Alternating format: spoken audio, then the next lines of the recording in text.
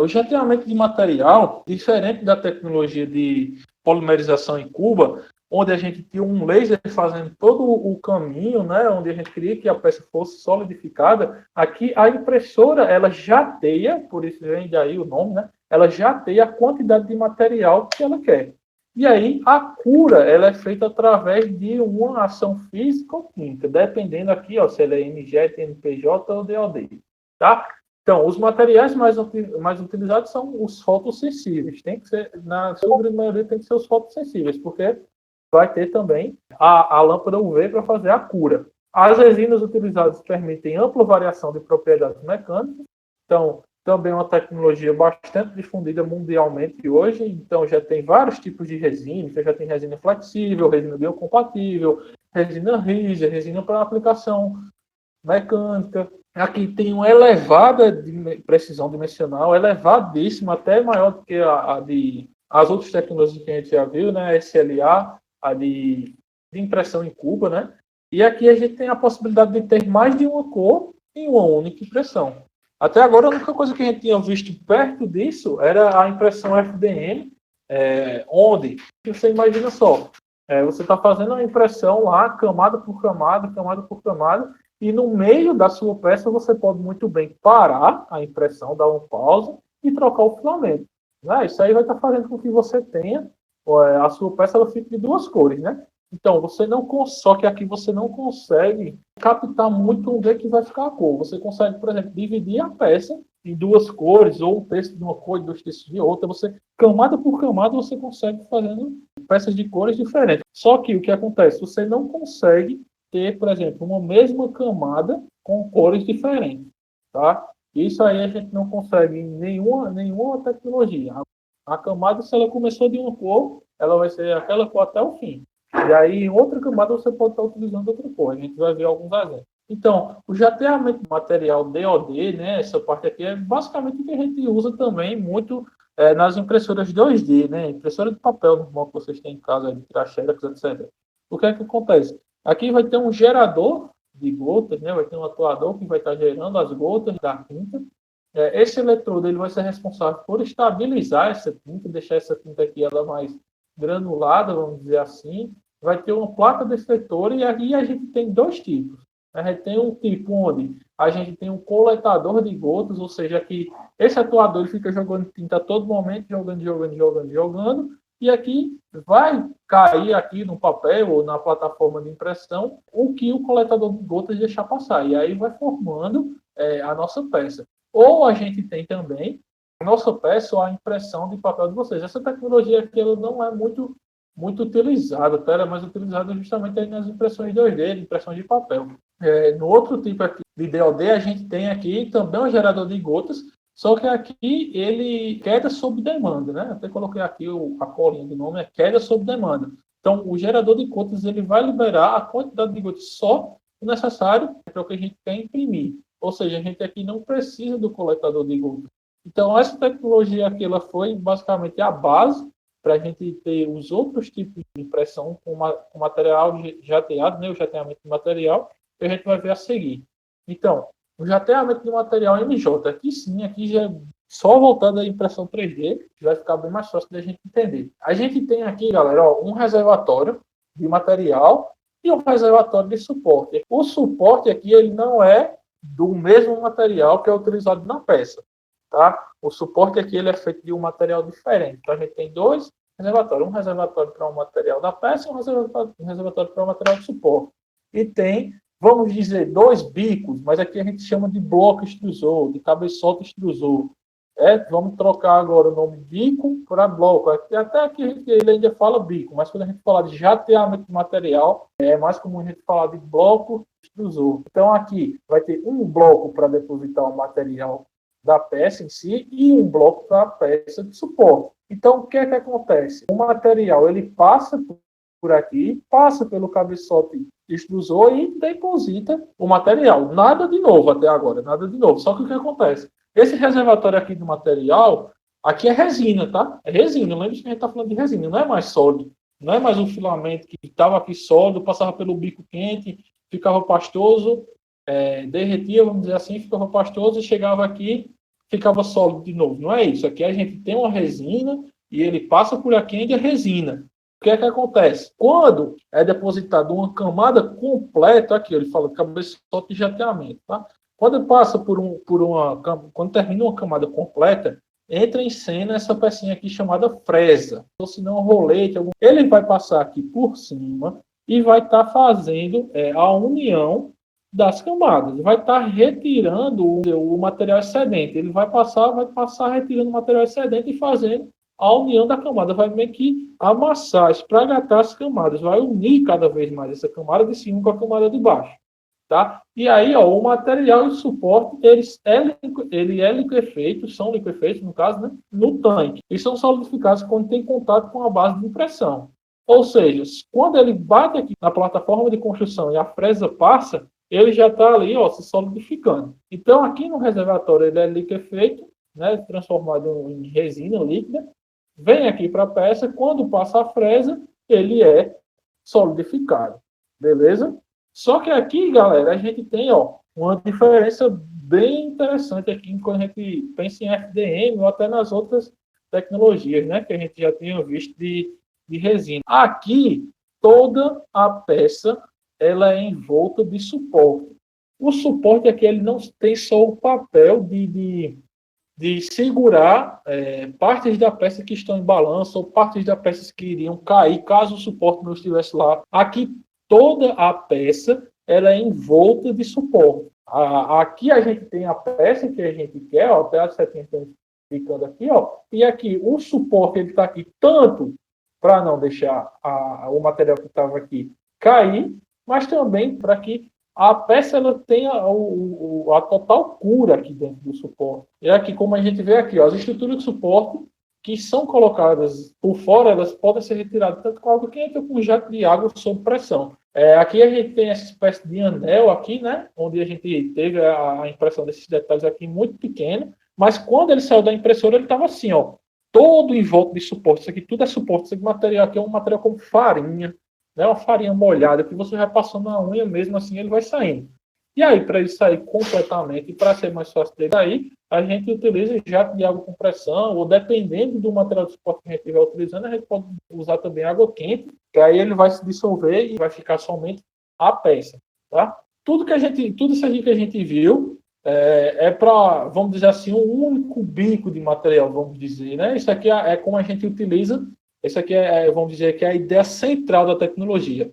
Né? Aí as empresas constroem as máquinas do jeito que elas acharem melhor. Então, a Stratasys, que até hoje é uma das grandes pioneiras, a gente falou muito dela lá na parte da história da impressão 3D, e que até hoje ela é da pioneira na parte de impressão, tanto de FDM quanto de resina, ela utiliza esse tipo de tecnologia aqui. Ó. A gente tem aqui ó, o cabeçote de impressão, tá? Como eu tinha falado a vocês.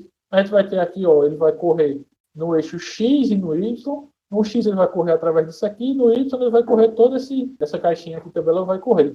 Aqui a gente vai ter o material da peça, o material suporte, aqui não tem nenhuma novidade, o eixo Z. E aqui, o que é que vai acontecer aqui? A tecnologia aqui ela é chamada PolyJet. O que é que vai acontecer aqui? Aqui a gente vai ter um cabeçote para resina de material e vai ter um cabeçote para resina de suporte. Então, quando estiver acontecendo a impressão, a máquina ela vai meio que detectar onde é que é para colocar a resina de material e onde é que é para colocar a resina de suporte. E, por fim, ó, se ele vem andando aqui, ó, aqui ele está o 00 dele, vamos dizer assim. Quando ele vem andando aqui para fazer a construção da peça, ele vem colocando material, e, ao mesmo tempo, a luz UV ela já vem curando. Então, é uma coisa automática. Passou jogando material, a lâmpada já vem atrás curando. Aqui, ó, a gente tem uma diferença, né, no método de que acontece a impressão. Na impressão FDM, por exemplo, se fosse para imprimir um círculo, o bico ele ficava aqui, né, fazendo todo o círculo, se movimentando em X e Y ao mesmo todo o tempo. Aqui não. Aqui na PolyJet, o que acontece?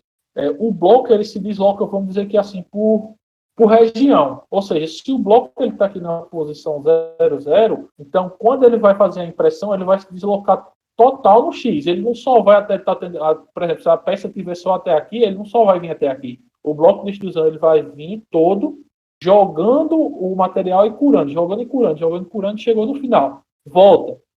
Vai mais uma vez jogando e curando, jogando e curando. Ou se você tiver alguma outra peça aqui também, ele passa uma vez jogando a resina e curando com a lâmpada, aí desce, passa uma vez jogando a resina e curando. A gente não tem aquele caminho único que o bico fazia para percorrer toda a peça, não. Aqui é diferente. O bloco ele passa, joga o material e cura, volta. Se tiver outra peça aqui, né? Desce, aqui no Y, passa de novo jogando material e curando. Tá? Então, uma das características aqui é justamente o que está falando aqui essas imagens, né? A camada N mais 1, ele vai baixar um pouco mais no Y e vai passando em linhas de ateamento intercaladas, tá? É basicamente isso que eu expliquei para vocês.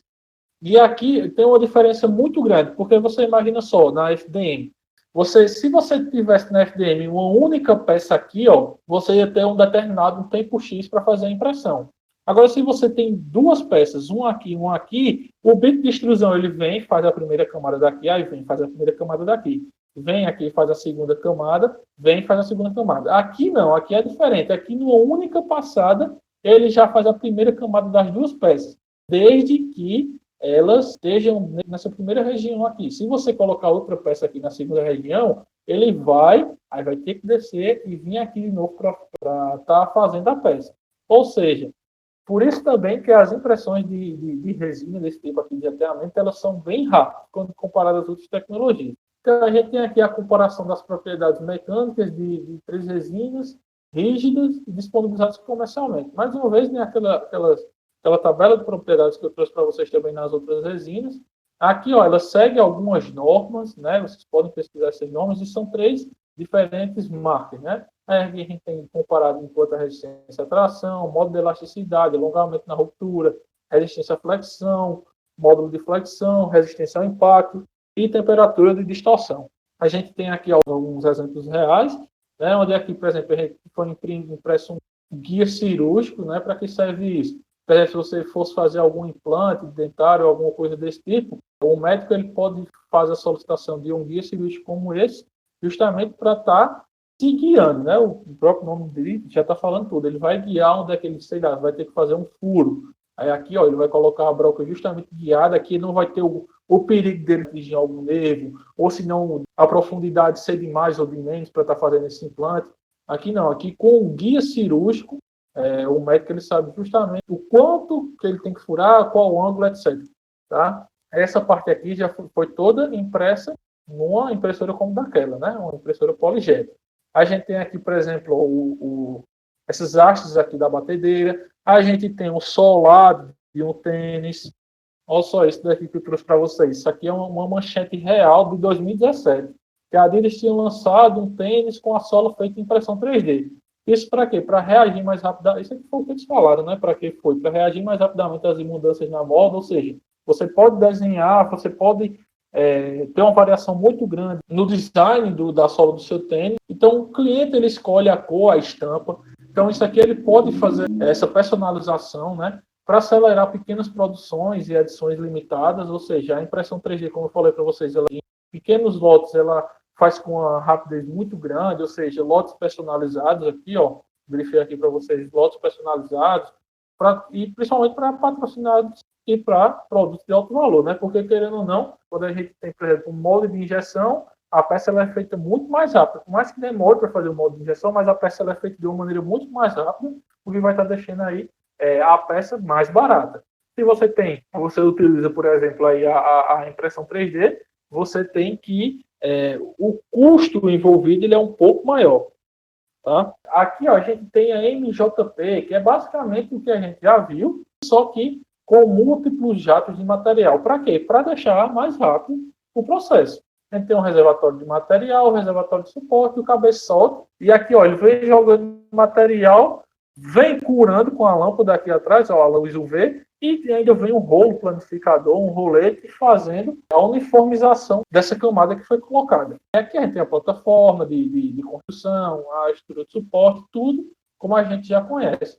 Uma peça, de exemplo aqui, que foi feita com uma máquina como essa, é uma peça de entrada e saída de fluxo de ar que foi utilizado num carro de competição da marca Nissan. Ou seja, eles foram atrás de uma resina que seja voltada para isso, para uma peça que tenha um determinado comportamento mecânico que eles queiram, ou seja, se é uma peça para passagem do fluxo de ar, isso aqui tem que ter um acabamento muito legal por dentro, para o fluxo ele está passando com a maior liberdade possível. Tem que ser uma peça, dependendo da pressão que esse fluxo de ar passe aí, tem que ser uma peça que tenha uma resistência mecânica, tá entendendo? Então eles foram atrás de uma resina que acoplasse isso tudo que eles queriam e fizeram a impressão dessa peça. Agora a gente vai ver um videozinho aqui para fixar, né? E a gente entender, vendo o que foi que eu acabei de falar. Então, ó, isso aqui está acelerado, tá vendo? Ó, vocês estão vendo o bloco aqui, ó, ele está indo e passando várias vezes, e aqui, ó, a lâmpada UV. Então, aqui dentro desse bloco, a gente tem os cabeçotes de jateamento de material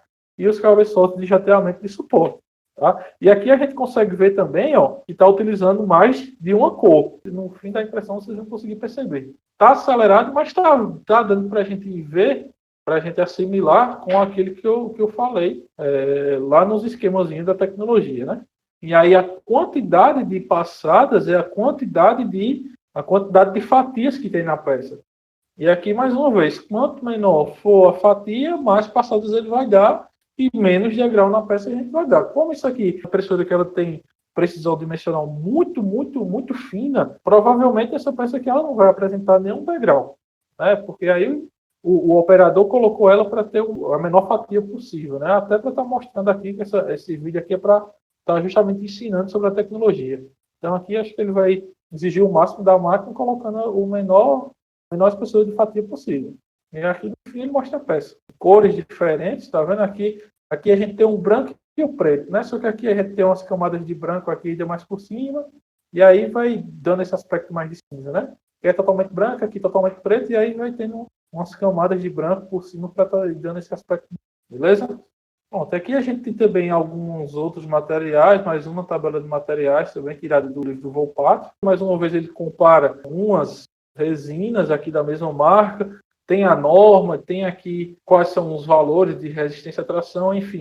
E aqui ele ainda tem uma descrição, algumas resinas trazem isso para a gente, né? Para a gente, além de ter uma descrição quantitativa, a gente também tem uma descrição qualitativa, né? Então a gente diz aqui que aqui tem uma alta rigidez, híbrido, tipo ABS-PP, alta resistência e flexibilidade, alta durabilidade e resistência. E aí, de acordo com o que for sua aplicação, você vai escolher a resina.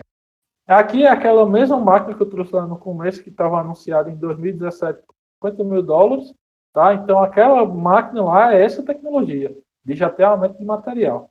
Aqui tem mais um vídeo para a gente ver. E ela tem justamente essa tecnologia de PolyJet, tá? De jateamento de material. Então aqui, ó, já é um pouco mais devagar, dá para a gente ver melhor. Tá? Ela fazendo a deposição da primeira camada. Então aqui, ó, os cabeçotes PolyJet. Então tem vários jatos de material, vocês viram lá, ó. Interessante para a gente aqui é só ver a máquina funcionando. Aqui ela tem a luz e tem o que a gente chama de roller, né? Que é aquele rolo lá que está fazendo. Está dando a uniformidade à camada, né? Aqui ele tanto passa jogando o material quanto a resina e ainda passa a luz e o roller logo em seguida para fazer o acabamento da camada. Acho que deu para entender, né? Aqui fazendo a retirada da peça. Ó, tá vendo? Ó, o suporte, como ele tem um aspecto de farinha, tá vendo? Aí você coloca e depois vai fazer o pós-processamento. Aqui, ó, a baia de resina, a resina ela vem nesses cartuchos aqui, com 3,6 litros.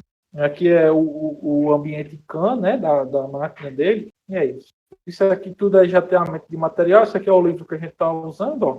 Algumas peças também que foram feitas através de jateamento de material, com mais de uma cor. Um outro tipo de impressão, ainda utilizando resina, é o jateamento de aglutinante. A gente tinha o jateamento de material, onde jateava a própria resina da peça. Agora a gente tem um tipo diferente, que é o jateamento de aglutinante, que aqui já mistura um pouco de utilização de resina e pó. É justamente a transição, né, de resina e pó, que já utiliza os dois. Para esse tipo aqui, o pó utilizado na grande maioria das vezes é o gesso, né? Então o que é que acontece? A gente vai ter aqui um tanque de gesso e o cabeçote vai vir, né, um rolo espalhador que vai espalhar esse gesso aqui, vai tirar toda essa parte que sobra, né? E aí um cabeçote de impressão ele vai vir jateando um aglutinante. E aí o que é que vai acontecer? Esse aglutinante vai fazer com que o pó de gesso ele fique unido, ou seja, vai sair o sólido 3D ele vai sair a partir disso. né? O que era pó com o aglutinante vai virar um sólido 3D. Aí a gente tem aqui o reservatório de alimentação do pó, a plataforma de impressão. Aqui também segue a mesma coisa de impressão por camada, porque ele joga um pouco de aglutinante aqui, faz a primeira camada, e assim sucessivamente, até a gente ter a peça completa. Alguns exemplos reais de impressão. Então a gente tem aqui impressão de uma mandíbula, impressão de a roda de uma cadeira de roda, alguns elementos de máquina. A gente tem aqui a impressão de uma parte do corpo humano para estudo de anatomia. A gente tem aqui testes de pega, né, definindo a usabilidade, né, aqui para a cadeira. Ó, aqui é a parte da roda, imprimiu só um pedaço para ver como é que vai ser a pega essa roda aqui para estar fazendo a locomoção do cadeirante, né? E aqui uma coisa muito interessante que a gente viu desde a primeira aula, que a gente viu lá que a impressão 3D ela nada mais é um método de fabricação, né? Um método de manufatura. Mas um método de manufatura, quando a gente fala de polímero, muito utilizado é justamente a de injeção de polímero, né? Então, a impressão 3D ela também auxilia nesse tipo de manufatura, né? Como eu disse a vocês, a gente tem aqui, por exemplo, a impressão feita por jateamento de aglutinante de um molde.